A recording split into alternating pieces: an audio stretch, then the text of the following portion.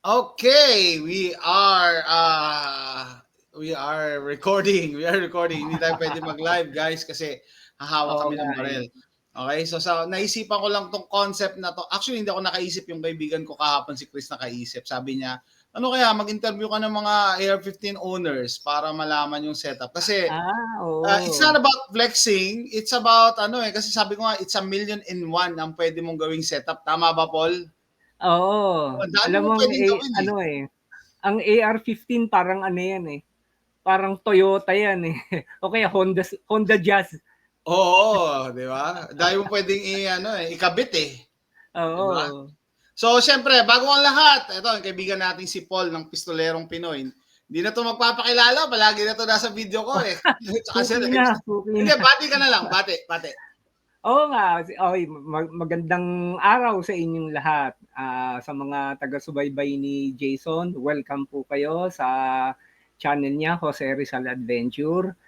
Ito ngayon mag-uusap kami tungkol sa AR-15 pero hindi kami live kasi Yeah, bawal sa YouTube bawal, bawal, 'yon. bawal. So, if YouTube is watching in accordance to yung gun policy, this is just a show and tell video, okay? Oo. Kaya recorded lang.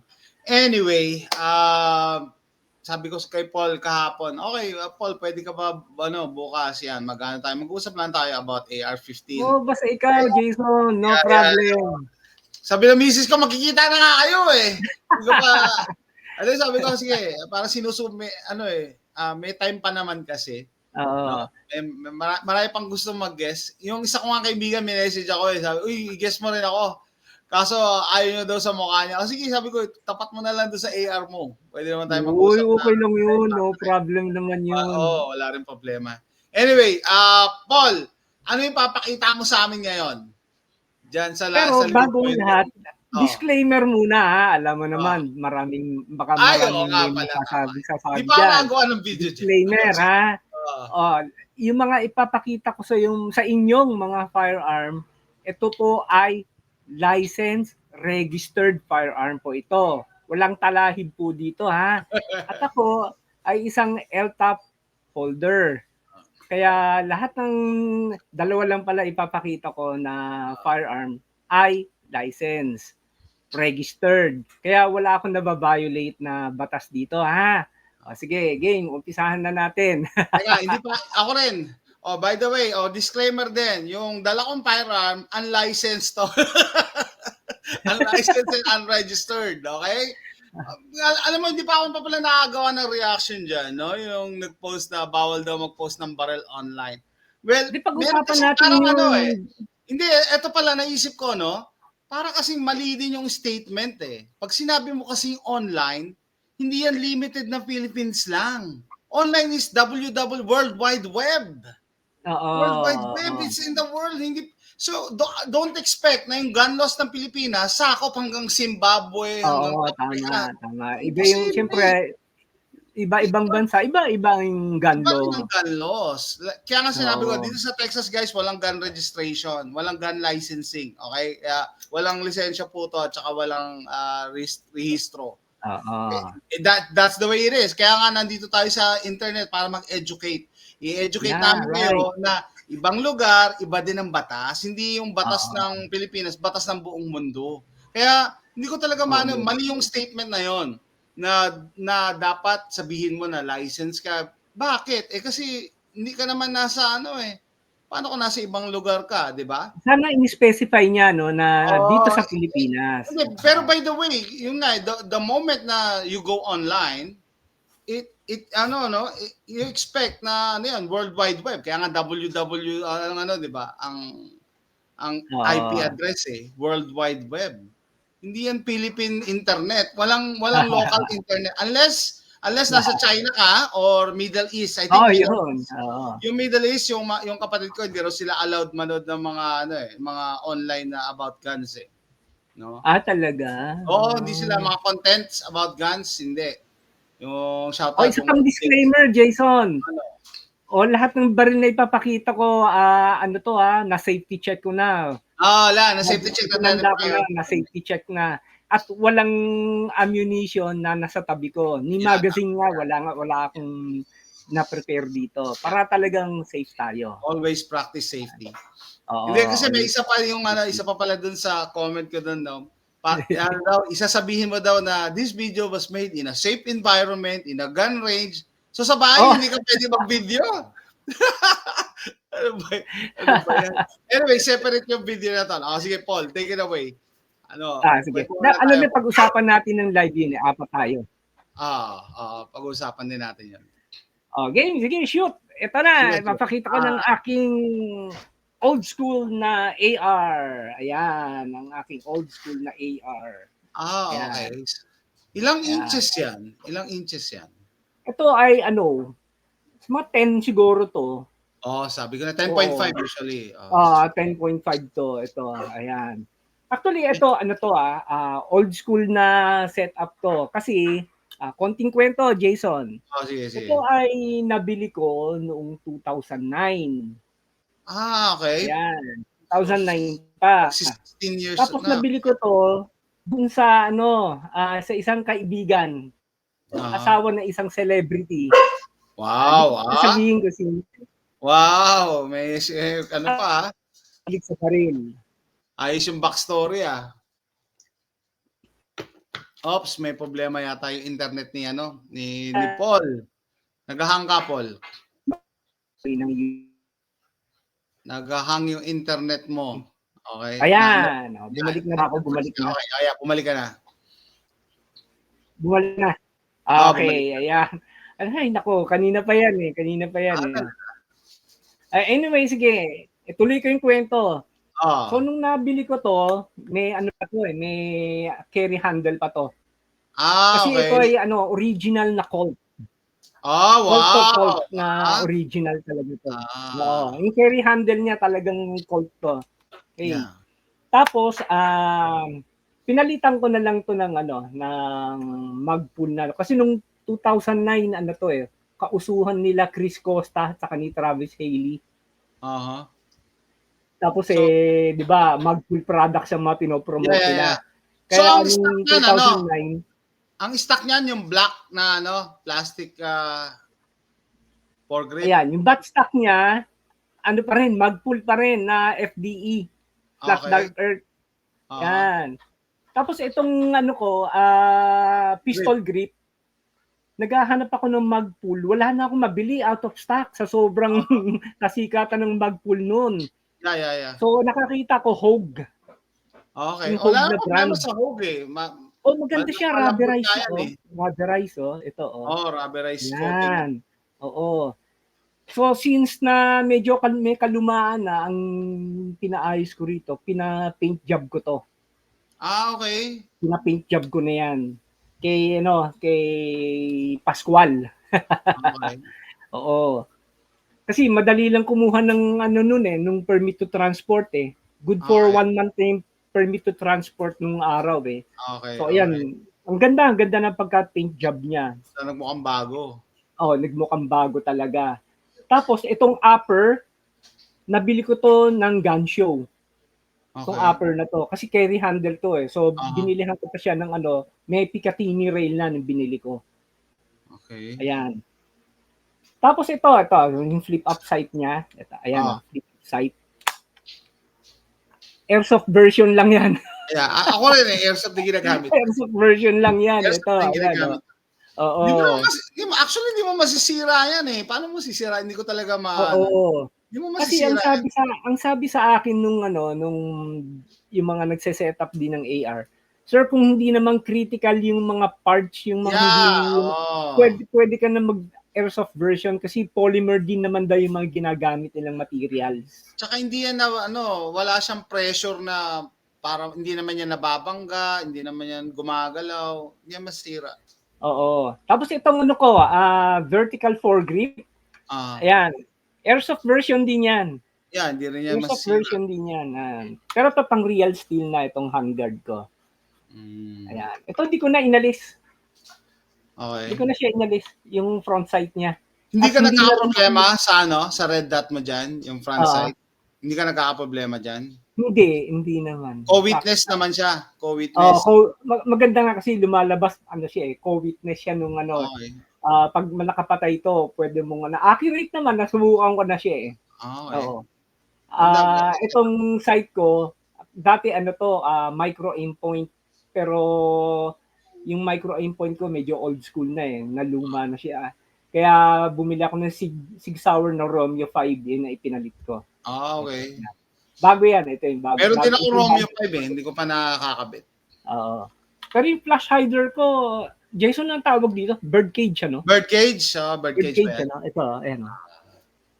Yeah, birdcage. Hindi ko na rin pinalitan eh. Daming mga uso dati pero sabi ko, hindi na. Kung di naman kailangan, hindi talaga ako nagpalit. Yan. Galing nga yan eh. Tapos yung buttstock ko, ayan ang tawag dito, hindi butt ha. Butt, mga Pinoy. Ang sabi ni Jason, ang butt puwet ha. Puwet yun butt eh. Buttstock, likod ng ang dami kasi nagkakamali. Uy, ano ba yung butt mo? Hindi, buttstock po ang tawag dito. Retractable siya, ayan. Magpull din. At kung mapapansin nyo, nagkabit din ako ng adapter ng sling. Ayan. Yeah, sling. Okay. Sling. Kasi nung kausuhan yan, yung single point sling. Alam mo nung lumabas yung magpull na buttstock na ganyan? Di ang daming bumili ng ganyan. Tapos nung katagalan na, ayaw na rin na ganyan, papalitan na rin. May mga bago ngayon na buttstock. Pero sabi ko, anong problema dyan sa magpull? Ngayon hindi ko na maisip na, bakit kailangan mo pang palitan yan? Diba? Kaya nga Every now and then, may mga lumalabas na bago na naman eh. Napansin ko yung mo, Jason, vertical foregrip din, ito. Oo. Ayan, Kasi, ano pala ito tawag dito? Horizontal pala. Tama ba? Vertical. Vertical.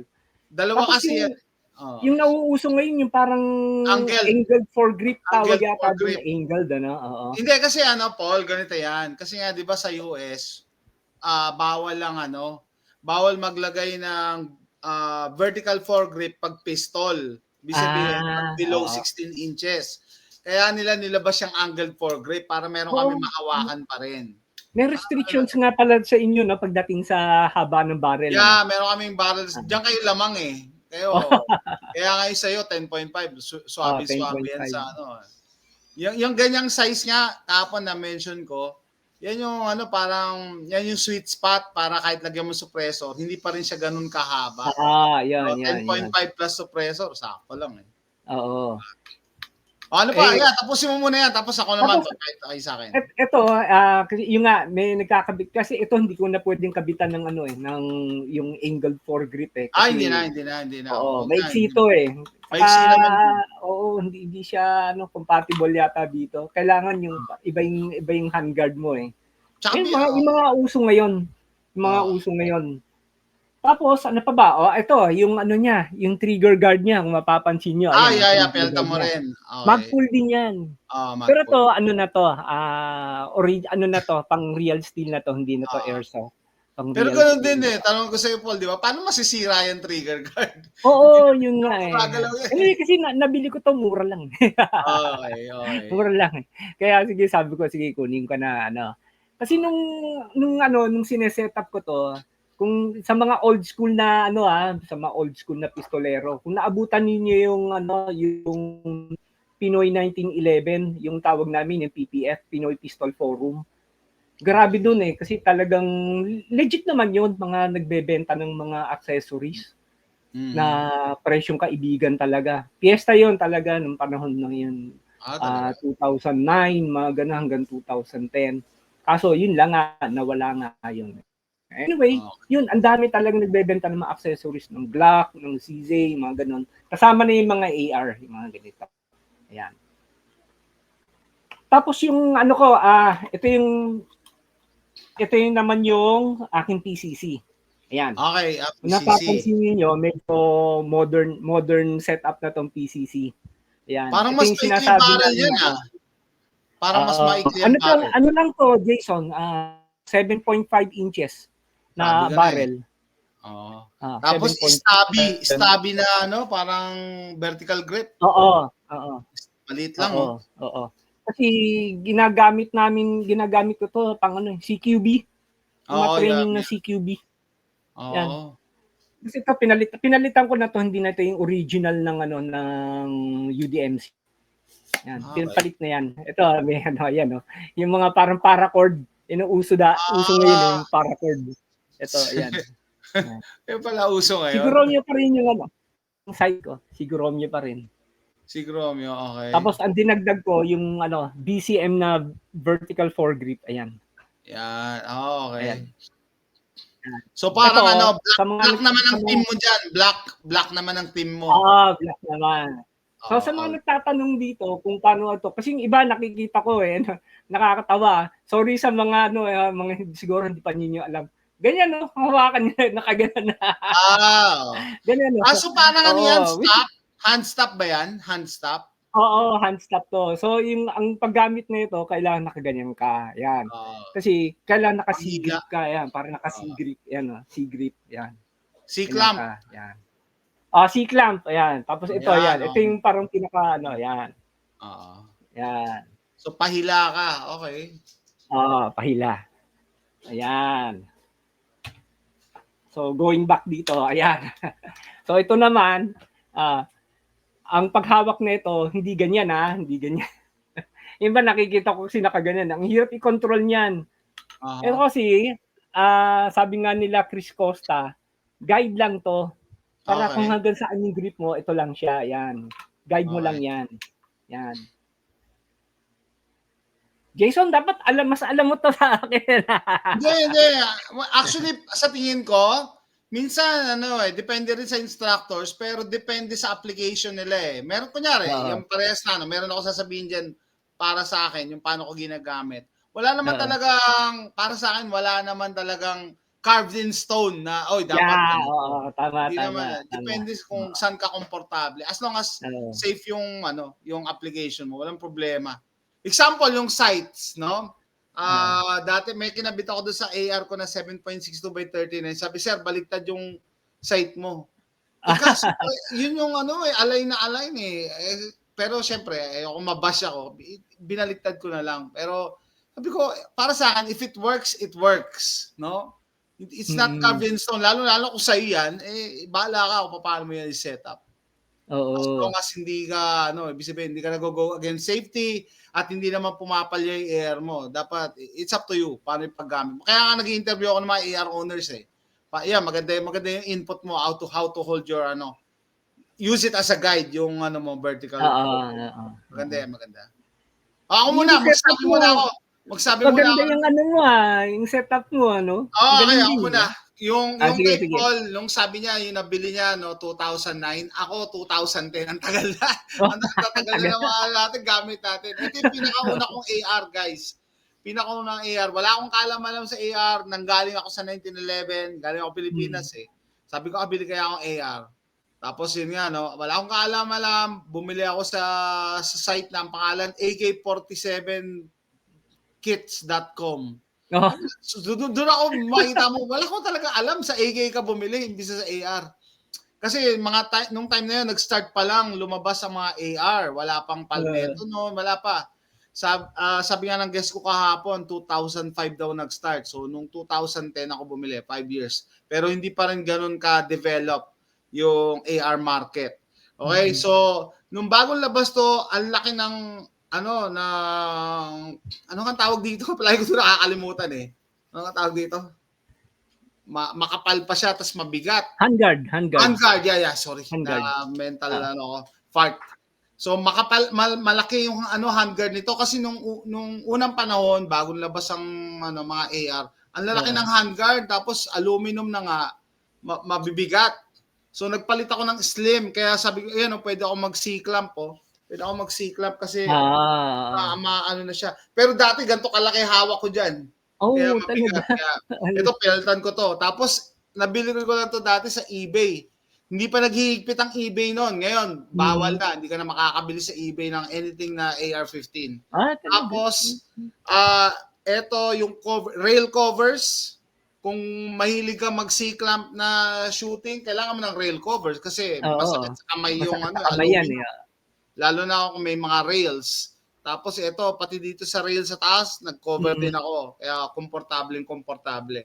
Yung rail covers guys, goma lang yan, rubberized yan na accessory na gugupitin mo according to size.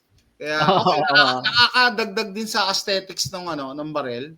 Okay? Tapos una kong pinalitan yung bird cage, no? Kasi sabi ko, sinare ko nga kahapon na pagbago ka sa AR-15, excited ka mag-upgrade. Oo, yun nga eh. So yan. Ay, by the way, ano pala to? 14.5 inches. So sabi niyo, ay paano yan? 16 inch ang legal sa Amerika. Well, merong meron pa ring lusot doon as long as daw yung muzzle brake mo is permanent na, hindi na yung natatanggal-tanggal. So, Okay. eto, dinrill ko to tapos nag-tap ako ng So kasama pala sa sukat yan. Yeah, kasama na sa sukat kasi hindi na yan matatanggal eh. So that's how we get away with the 16-inch rule. No? As long as permanently winelding na o kaya nakapin, kasama na sa sukat to. So overall, 16.5 nga to eh. Dahil ito, Yankee Hill machine, YHM na muzzle brake. Pero to be honest, sabi ko nga hindi ko makakita yung difference pag pumuputok ako ng bird cage, no?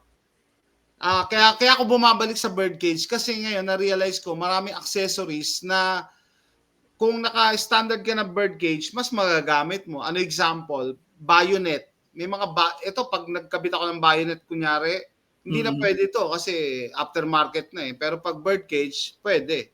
No? Iba pang accessories mas accepting ang bird cage na muzzle brake. Jason, ito tingnan mo, parang meron siyang attachment Yan yung sinasabi. Bayonet Bayonet lug. Ayan, Doon mo makakabit. Yan nga. So pwede dahil naka bird cage ka. Pero ito hindi na ako pwede dito. So okay na yan. Tapos yung sights ko naman, ito lang din to, parang airsoft din tong flip up sights ko, no? Pero yan, aluminum. So dalawa ang nyo guys, option pagka mag-flip up sights kayo, either aluminum or polymer. Diba? Dalawa lang naman pagpipilian nyo. So dati gusto ko ng sabi ko aluminum, ayoko na ng plastic kasi masyadong magaan, sabi ko. Mas gusto ko yung may konting weight para nakakatulong sa recoil. Yung pag-handle mo sa recoil. Pero okay lang din, hindi mo rin maano yung difference eh. Ang pinaka nagdadala yata ng weight yung handguard eh. Pag yung handguard mo mabigat.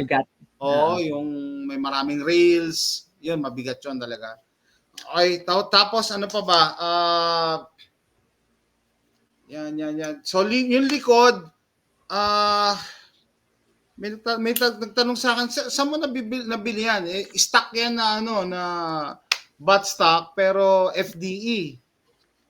Siguro adjustable siya.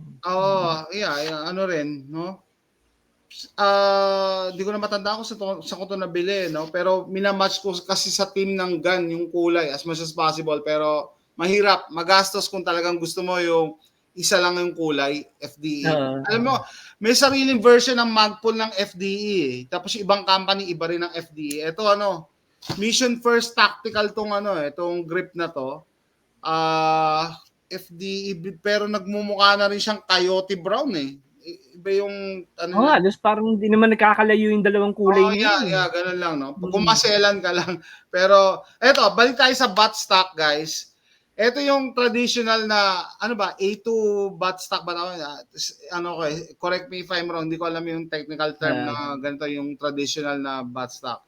Sa ganitong butt stock, guys, wala ka rin namang mag-gain pag nag-upgrade ka pa ng ibang butt stock eh. Yun ang gusto ko sabihin. Basic na ganito, parehas lang din eh. Parehas lang din. Yung adjustable lang naman yan eh. Ganun lang naman siya. Tapos may option ka rin na maglagay ng rubber butt pad kung gusto mo. Dati meron ako pero meron na siya. Yung Magpul meron na. Ito meron din, may nabibili dito kung gugustuhin mo. Pero ang AR-15 hindi ganong ma-recoil, hindi sasakit ang balikat mo. So wala katulad shotgun. Tapos ito pala yung grip nito, tama sa yata, sa Palmetto ko na yata nakuha. Tama, Palmetto na pala itong dalawan to. Palmetto State Armory. no? So yung regular din na A2 grip ba yan? Yan, A2 grip. Ito, Yung ayan. iba ayaw ng ganitong grip kaya pinapalitan, in-upgrade yung grip kasi daw ayaw nila nitong hump na to. Yung may hump. Ito nga, may finger groove pa eh. Yeah, yung finger groove, no? Yeah, dami yan Ang dami. Pero swerte no kasi sakto sa akin, no? Yeah, it's up to you nga. Yeah, maganda, parang Lego for big boys nga to eh. Ayan, tama. Yun ang gusto ko sabihin kanina. Lego It's for up to big you boys. kung paano mo isi-setup eh. Kaya, eto sinabi ko rin guys, kung meron kayong regular na grip na ganito, A2, wala naman problema dito eh. Sabi, ako walang problema eh. Walang problema kasi actually, tawag dito, nakakatulong nga yung finger groove na yan. Alam mo kung nasan yung una mong finger, tapos the rest nandyan na sa baba. Sabi ng iba, masyadong manipis. Well, magbe-benefit dito yung maliliit ang kamay, kaya okay lang. No? Meron pa nga ibang mga grips yung may compartment dito. Lalagyan ng lalagyan ng battery, mga ganun. Yeah. Meron akong isang AR naman, bala nilalagay ko. Sabi ko, pagka naubusan ako ng bala, yan yung last na bala mo, no?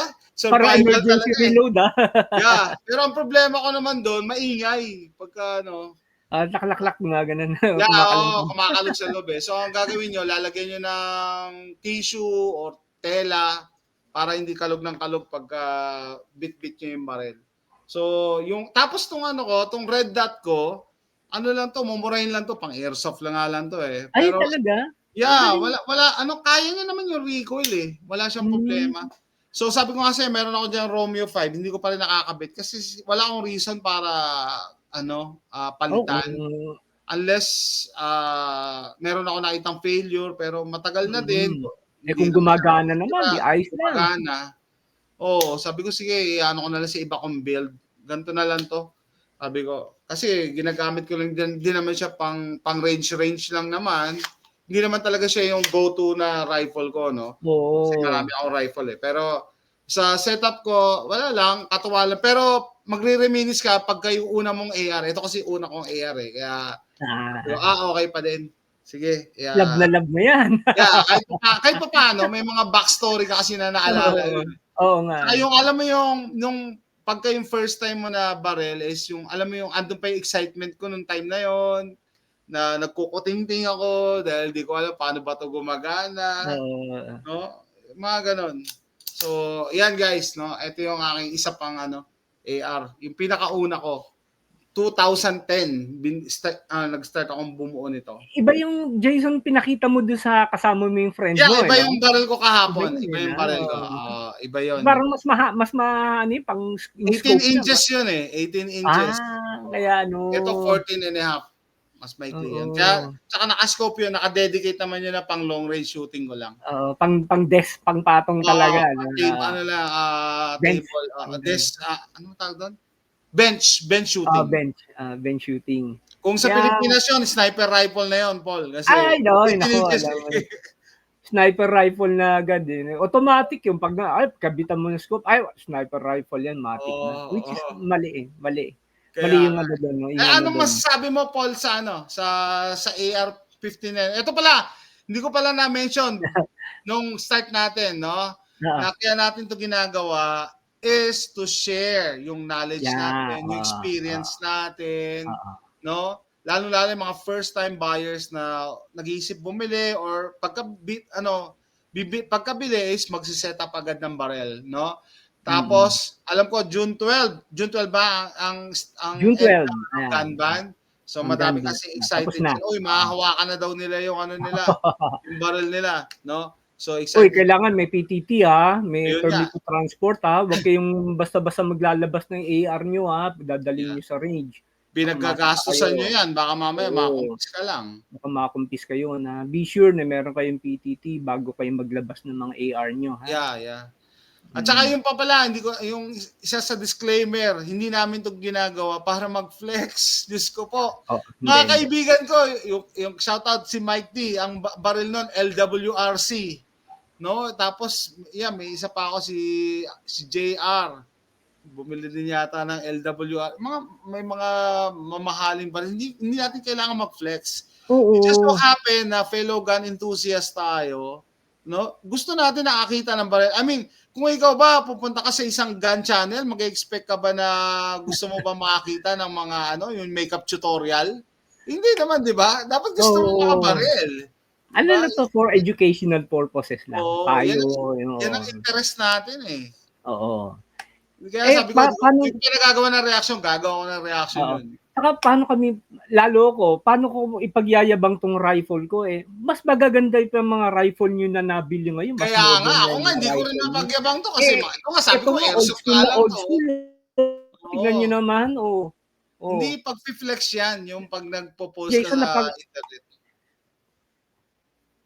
Gusto Jason mo lang dati, makakita. Ay, ito, Paul.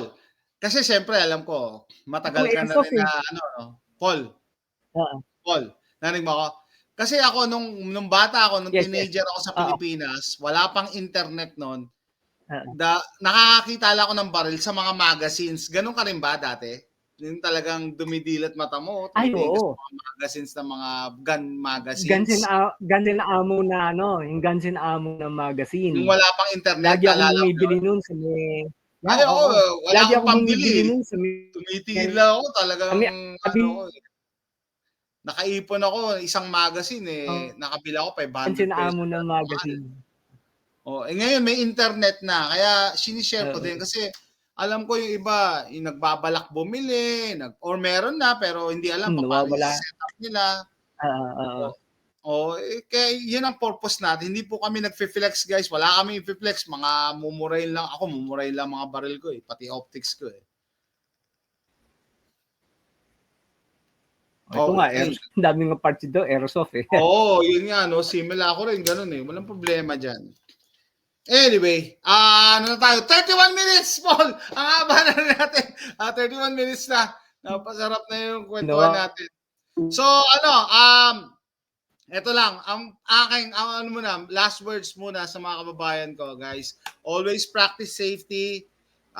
Meron akong kakilala, nag-clear siya ng AR niya sa bahay, pumutok. Okay, so separate kwento 'yon. Pero magpapaalam muna ako sa kanya kung pwede ko i-share pero anonymous.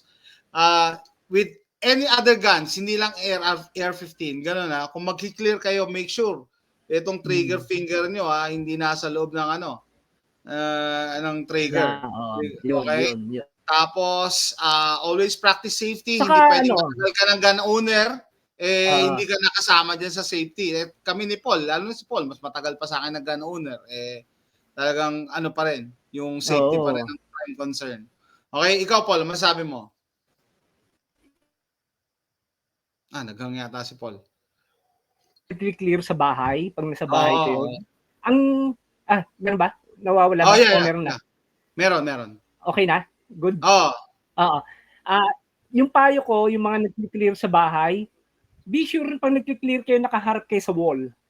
Yeah. Safe direction kayo pa rin. Nakaharap. Yung baril nyo nasa pader.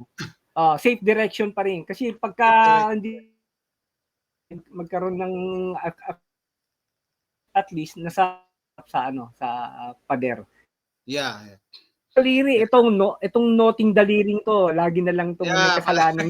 Kaya be sure na finger off the trigger, okay? Papahama ka niya. Huwag niyo nakakalimutan. Ika nga dun sa Black Hawk Down, yung sabi ni Eric Bana. My safety is in here. My safety. Ito, payo ko sa mga, Jason, payo ko sa mga may-ari ng may-ari ng mga AR nun. Lalo ni mga bili, ang payo ko sa inyo, wag muna kayong mag-upgrade ng mga accessories kung ano-ano. Okay. Enjoy nyo muna yung mga AR nyo. Tama. Enjoy nyo muna.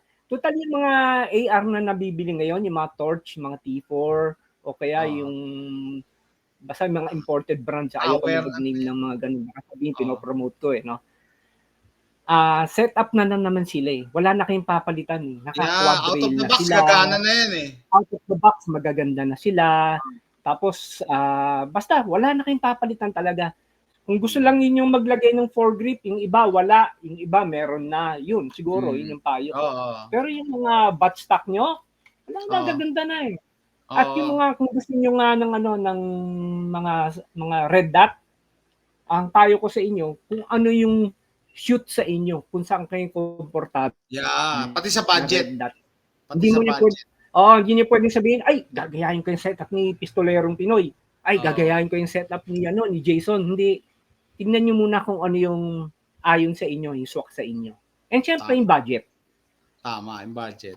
Wag niyo ibigay, yun wag lang niyo yun. ilagay lahat diyan yung pera niyo, baka magalit si Mrs. Correct. Oo, correct. Paul, tapusin natin, mahaba naman siya no. Sure. Sure. Salamat. Sana nag-enjoy kayo, no. One last look, pakita mo yung AR mo. Ayan, ito, ayan. Ayan. Okay, Old guys, school setup. Ayan. Sana nag-enjoy kayo, guys, no. Hog. Ayan. Grabe finger groups yan. Yung ano. Muscle break. Ayan. Kabila. Yung kabila. Ayan. Ayan. Yun lang. Okay guys, papaalam na kami, no? Paul, see you in a couple of days. Andiyan na ako. Ayun nga. Kailan ka ba in 2 days? Paalis na ako in 2 days. Message na lang. Kailan dating mo rito? Saturday. Andiyan na ako Saturday. Pero matutulog muna ako, ha? Pagdating sa Saturday. Oo nga. Magla-live ba tayo tong weekend? Ay, baka hindi. Kasi traveling ako eh. Sige. Out of town din naman kasi ako itong weekend. Okay. Sige. Okay guys, salamat. See you next time. Ay, Bye. salamat.